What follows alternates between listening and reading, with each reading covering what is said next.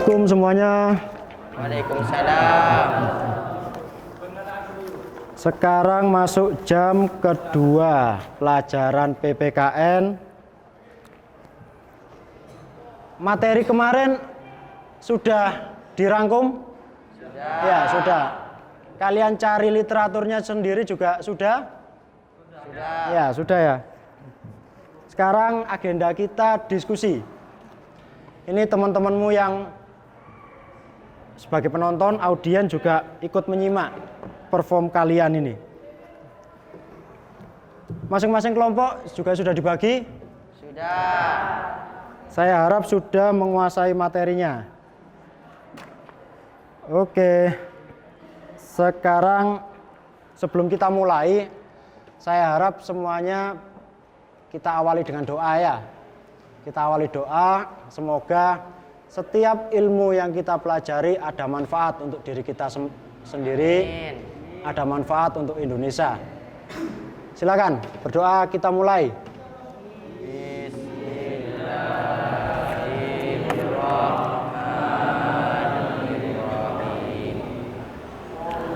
Allahumma sholli ala sayyidina Muhammadin tibbil qulubi wa dawaiha wa afiyatin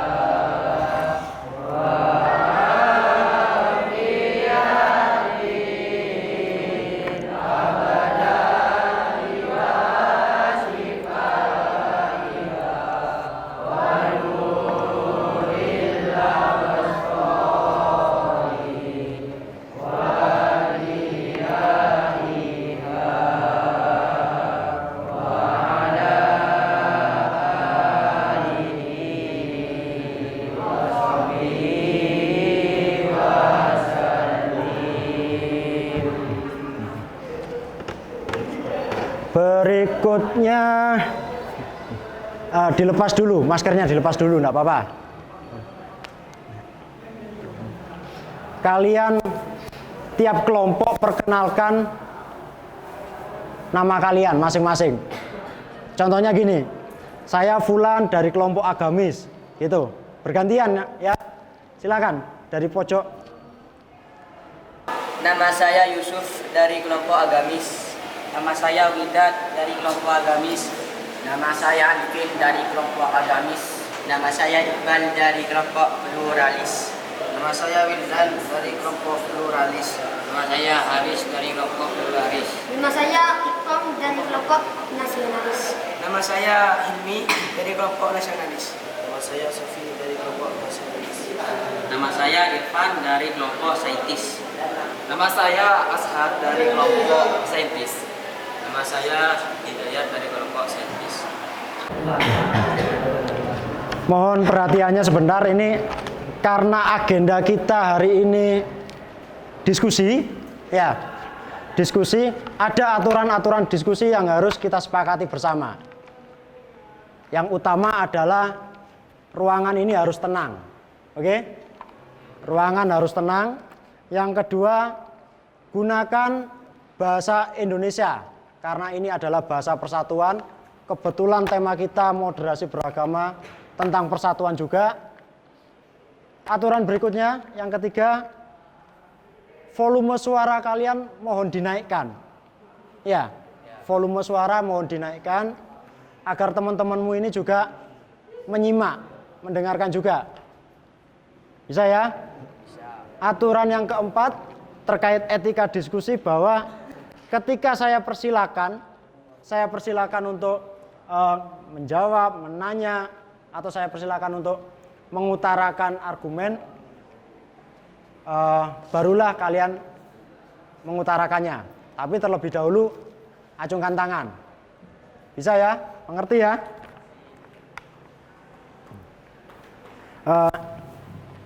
Diskusi kita tentang moderasi beragama, ada satu kasus ini. Kalian kemarin mungkin mendengar bahwasanya setelah kejadian erupsi Semeru, setelah kejadian erupsi Semeru banyak relawan-relawan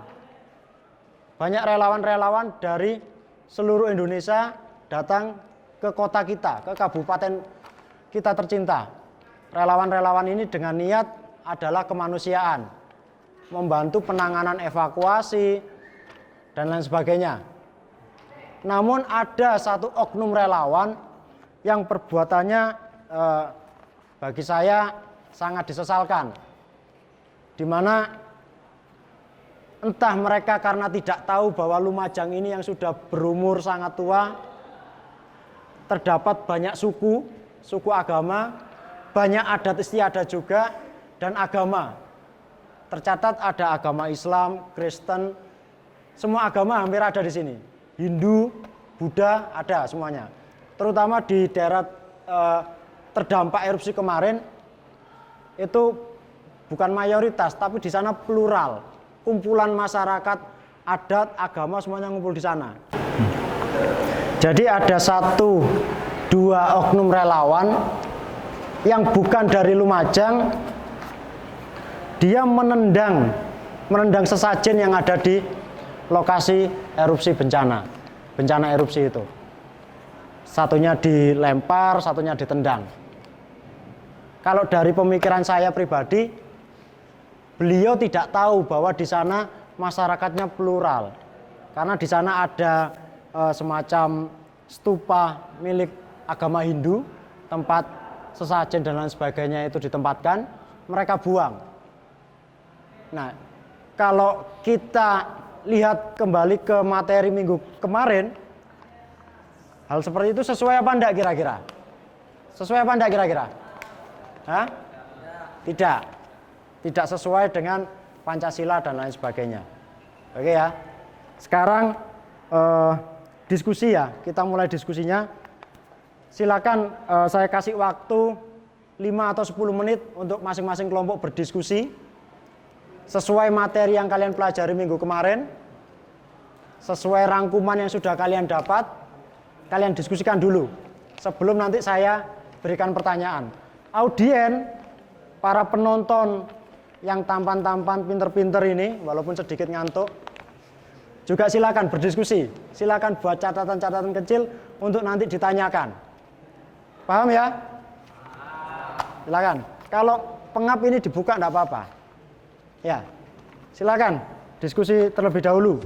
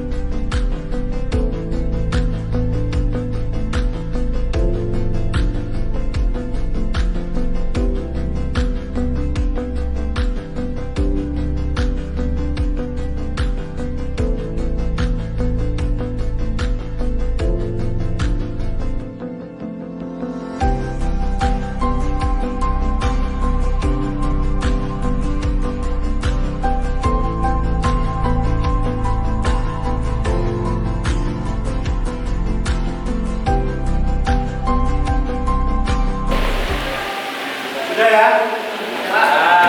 Saya sedikit stimulus buat kalian. Ya, mau didengarkan. Kabupaten Lumajang, kabupaten kalian ini, secara historis memiliki fakta adalah tempat bermukimnya beragam suku bangsa yang ada Madura, Jawa, Cina dan sebagainya. Agama pun banyak, agama pun berbeda-beda. Kabupaten ini sudah berumur 750 tahun lebih. Nah, itu adalah bukti bahwa masyarakat kita, leluhur kita, leluhur kalian adalah masyarakat yang cinta damai. Kita Lumajang orang-orang yang cinta damai. Ya. Kita menghormati segala perbedaan, kita juga menghargai toleransi, kita juga menjunjung semangat gotong royong. Kepada kelompok pluralis, izinkan Bapak bertanya. Dengan kejadian yang saya ceritakan tadi ya, apakah perlu kita sebagai masyarakat Lumajang marah atau misalkan kemudian membalas dengan aksi atau perilaku yang serupa seperti yang dilakukan oleh oknum relawan tersebut, oknum yang toleran tadi. Silakan kelompok pluralis mengemukakan pendapatnya, silakan. Saya pikir kita semua perlu menerapkan diri. Sebaiknya kita menunggu itikat baik dari yang bersangkutan untuk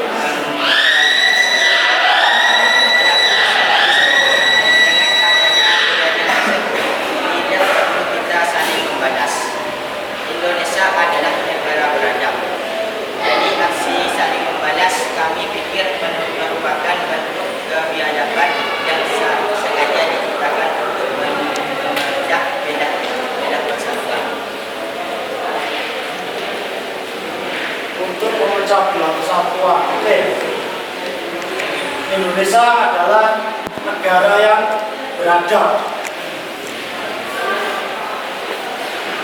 di mana negara yang beradab yaitu mengedepankan kearifan bernalar, logika sebelum bertindak. Oke, saya setuju ngomong pluralis. Sekarang kelompok agamis. Oke. Kelompok agamis sebagai seorang muslim, bagaimana tanggapan kalian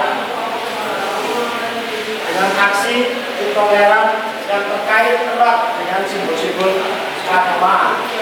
Silakan, volume suara boleh dibesarkan, ini teman-teman semuanya. Bagi kami yang muslim, tujuan utama adalah sikap dan cara pandang Nabi Muhammad SAW. Piagam Madinah yang berlaku pada zaman Rasulullah memuat ketentuan masing-masing beragama yang menjadi dasar Al-Quran. Artinya para pemeluk agama yang berbeda harus hidup berdamai secara damai. Agama yang berbeda tidak menjadi penghalang bagi kerukunan hidup di tengah masyarakat, baik dalam beribadah sebagai individu maupun dalam berinteraksi sosial sebagai anggota masyarakat. Dalam hal ini, Islam mengajarkan untuk bersikap moderat. Sebagaimana yang disebutkan dalam pasal 25 Piagam Madinah yang menyebutkan bahwa bagi orang-orang Yahudi agama mereka dan orang-orang Islam agama mereka. Pasal ini memberikan jaminan kebebasan beragama. Piagam Madinah adalah suatu piagam yang dibuat oleh Nabi Muhammad SAW tidak lama setelah beliau hijrah ke Madinah. Digunakan untuk mengatur kehidupan bersama masyarakat Madinah yang dihuni oleh beberapa macam golongan. Dalam piagam itu dirumuskan kebebasan beragama, hubungan antar kelompok dan kewajiban mempertahankan kesatuan hidup bersama. Lalu Al-Quran Surah Al-Baqarah ayat 143 menyebutkan yang artinya, dan demikian pula kami telah menjadikan kamu umat pertengahan agar kamu menjadi saksi atas perbuatan manusia dan Rasul menjadi saksi atas perbuatan kamu. Dan Al-Quran Surah Al-Baqarah ayat 256 yang artinya tidak ada paksaan untuk memasuki agama Islam. Sesungguhnya telah jelas jalan yang benar daripada jalan yang salah. Karena barang siapa yang ingat pada tauhid dan beriman kepada Allah, maka sesungguhnya ia telah berpegang kepada tali agama yang kuat dan tidak pernah putus. Dan Allah Maha mendengar lagi Maha mengetahui. Tepuk tangan dulu untuk kelompok agamis. Silakan. dari yang kalian jelaskan ini, Islam sebenarnya benar-benar menjunjung kebebasan beragama dan tidak memaksakan kehendak dalam beribadah.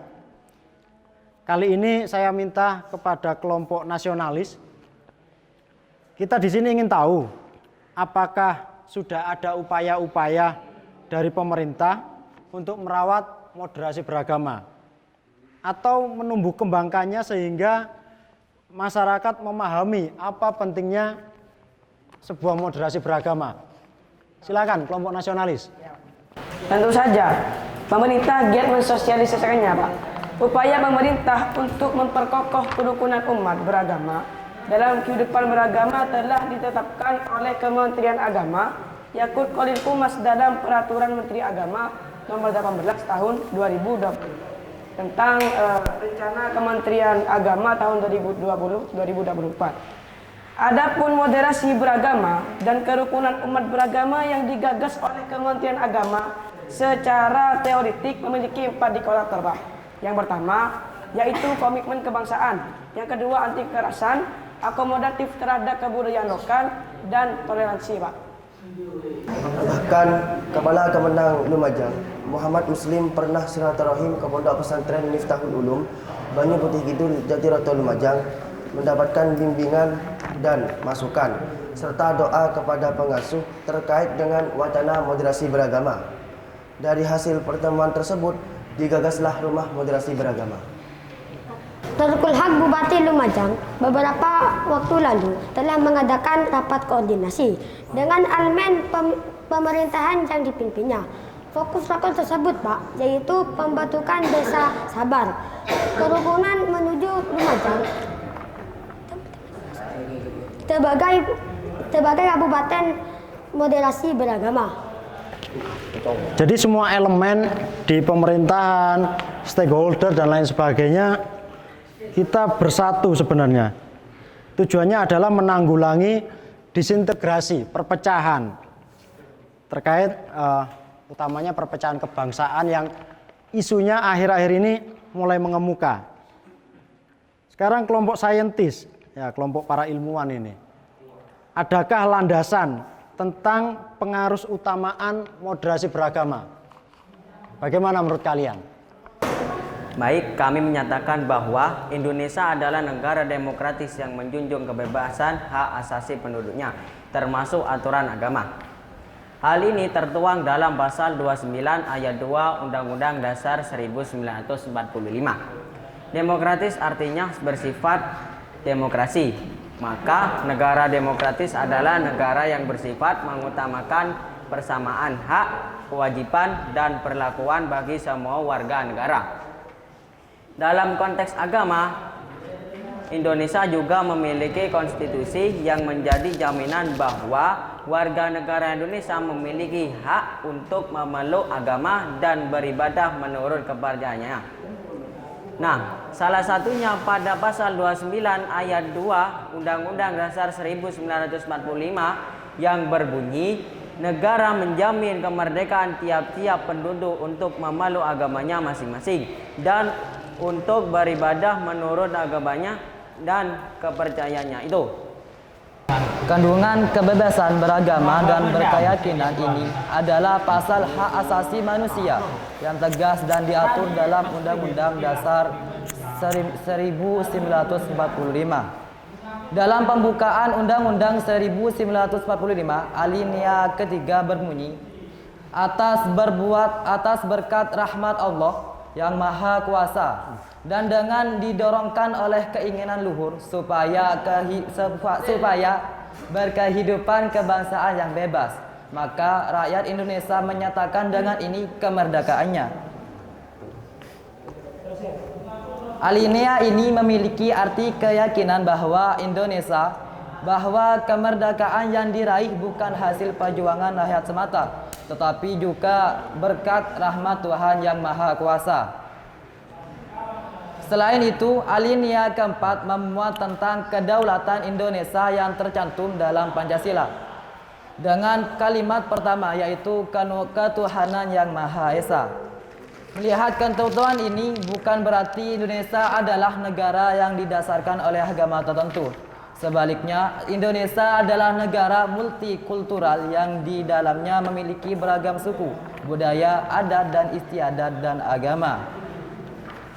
Oke, sudah kalian perdengarkan teman-temanmu di depan ini menyampaikan terkait moderasi beragama, mewakili saintis, para nasionalis, kaum pluralis, dan kawan-kawan dari kaum agamis. Saya minta mungkin ada dari audien masing-masing dari kalian yang mau menanyakan, silakan acungkan tangan. Oke, silakan maju ke depan. Silakan maju ke depan, ya. Oke. Bagaimana implementasi dari pasal 29 ayat 2 Undang-Undang Dasar 1945 mengenai kebebasan beragama ini? Silakan duduk lagi. Oke, pertanyaan sudah disampaikan tadi sama temanmu. Pertanyaan tadi lebih tepat untuk dijawab oleh kawan-kawan saintis, para ilmuwan. Silakan. Baik, kami menyatakan dari pertanyaan yang tadi ialah implementasi pasal 29 ayat 2 Undang-Undang Dasar 1945 ada pada pasal 18 Undang-Undang Nomor 12 Tahun 2005. Dinyatakan bahwa pertama, setiap negara berhak atas kebebasan berpikir, keyakinan, dan beragama. Hak ini mencakup kebebasan untuk menetapkan agama atau kepercayaan atas pilihannya sendiri dan kebebasan, baik secara sendiri maupun bersama-sama dengan orang lain, baik di tempat umum atau tertutup, untuk menjalankan agama dan kepercayaannya dalam kegiatan ibadah, pentaatan, pengamalan, dan pengajaran. Yang kedua, tidak seorang pun dapat dipaksa sehingga terganggu kebiasaannya untuk menganut atau menetapkan agama atau kepercayaan sesuai dengan pilihannya. Yang ketiga, kebebasan menjalankan dan menentukan agama atau kepercayaan seorang hanya dapat dibatasi oleh ketentuan berdasarkan undang-undang, dan yang diperlukan untuk melindungi keamanan, ketertiban, kesehatan, atau moral masyarakat, atau hak-hak dan kebebasan dasar orang lain. Yang keempat, negara pihak dalam kovenan ini berjanji untuk menghormati kebebasan orang tua dan apabila diakui, wali hukum yang sah untuk memastikan bahwa pendidikan agama dan moral bagi anak-anak mereka sesuai dengan keyakinan mereka sendiri. Tak lupa ada kewajiban yang harus dijalani menurut pasal tersebut. Di antaranya seperti kewajiban untuk menghargai semua umat beragama, menjaga kerukunan antar umat beragama, menghormati orang yang beribadah, serta saling membantu dan kerjasama antar umat beragama. Begitulah implementasi dari pasal yang ditanyakan oleh teman kamu. Para audien tadi sudah menanyakan tentang implementasi pasal 29 ayat 2. Saya minta ada tambahan yang sudah disampaikan oleh kelompok saintis. Silakan kelompok pluralis untuk menyampaikan tambahannya. Sedikit saja yang bisa kami tambahkan, Pak. Keragaman adalah kehendak Tuhan, bahwa Tuhan memang menghendaki manusia beragam dan tidak sama semua. Indonesia adalah negara dengan keragamaan etnis, suku, budaya, bahasa, dan agama. Berdasarkan fakta tersebut, semua pemeluk agama berhak memeluk agama yang dianutnya dan berpandangan bahwa agama yang dianutnya adalah agama yang benar dan baik. Namun, di sisi lain, setiap pemeluk agama juga harus menghargai hak pemeluk agama lain. kepercayaan lain yang juga berpandangan bahwa agama yang mereka yakini adalah agama yang benar dan baik pula. Kata kunci moderasi beragama yang dimaksud adalah beragama yang moderat yang mengedepankan toleransi, saling menghargai, saling menghormati, cinta tanah air, menghargai budaya dan tradisi, menghindari kekerasan serta narasi kebencian sehingga terbangun kesadaran bersama untuk membangun kualitas kehidupan beragama di Indonesia secara umum dan khususnya di Kabupaten Lumajang.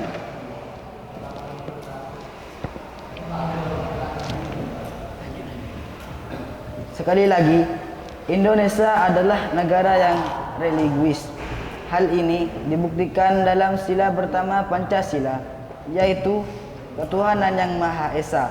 Kebebasan dalam beragama dijamin adalah dalam UUD 1945 pasal 29 yang menyatakan bahwa negara berdasar atas ketuhanan yang Maha Esa dan negara menjamin kemerdekaan tiap-tiap penduduk untuk memeluk agamanya.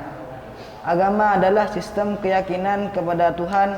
Kebebasan beragama dijamin oleh UUD Negara Republik Indonesia tahun 1945. Keberagamaan agama ini tidak menghalangi persatuan dan kesatuan bahwa karena menganut agama merupakan hak asasi manusia dan dijamin oleh UUD Negara Republik Indonesia tahun 1945 pasal 28E ayat 1. Ya, silakan. Kami hanya ingin menyatakan bahwa Islam menjunjung tinggi perdamaian. Al-Quran Surah An-Nisa ayat 114 menjelaskan, yang mana artinya tidak ada kebaikan dari orang-orang yang menyuruh memberi sedekah atau berbuat baik atau mengadakan perdamaian di antara manusia. Barang siapa berbuat demikian karena mencari keridhaan Allah, kelak kami memberi kepadanya pahala yang besar. Perdamaian antara orang Islam dan selain Islam diperbolehkan dengan berdasarkan ketentuan syariat. Jika mereka merendah untuk berdamai, maka merendahlah kepadanya dan bertakwalah kepada Allah. Sesungguhnya dialah yang maha mendengar lagi maha mengetahui. Quran Surat Al-Anfal ayat 16. Nabi Muhammad SAW dalam banyak risalah dikisahkan sangat giat dalam usaha kepada perdamaian dan mewajibkan umatnya menjadi agen-agen perdamaian, bahkan di saat perang berkecamuk. Al-din, al-mu'amalah, artinya agama adalah interaksi. Demikian Nabi Muhammad SAW bersabda. Maksud beliau, keberagaman diukur dari interaksi. Semakin baik interaksi seseorang, semakin baik pula keberagamaannya. Terima kasih, Pak. Oke, tambahan barusan dari kelompok agamis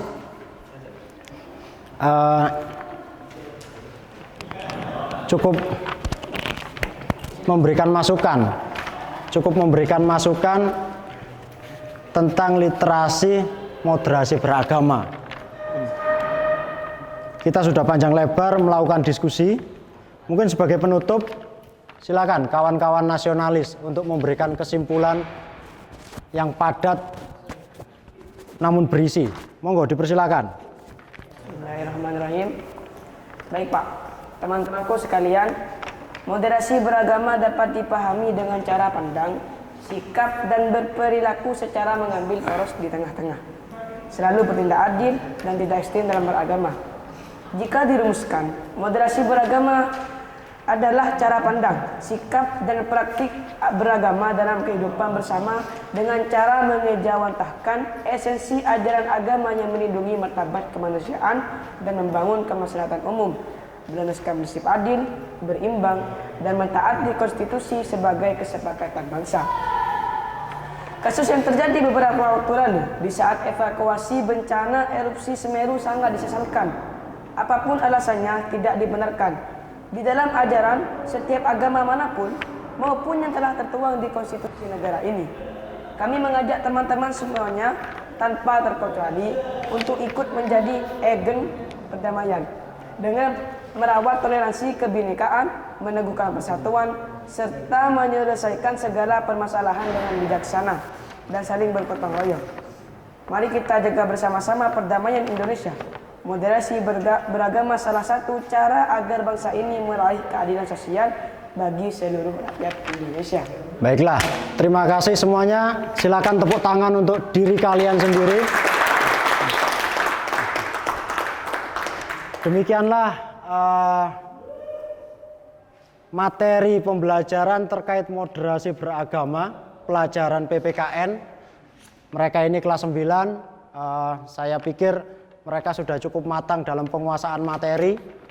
Terlebih lagi, yang sudah kita lakukan adalah diskusi terkait studi kasus yang pernah terjadi beberapa waktu lalu terkait evakuasi Semeru.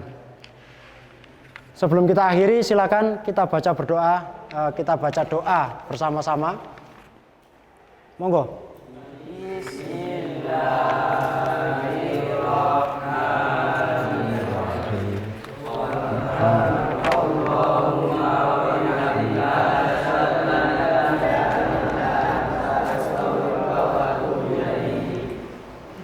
Terima kasih.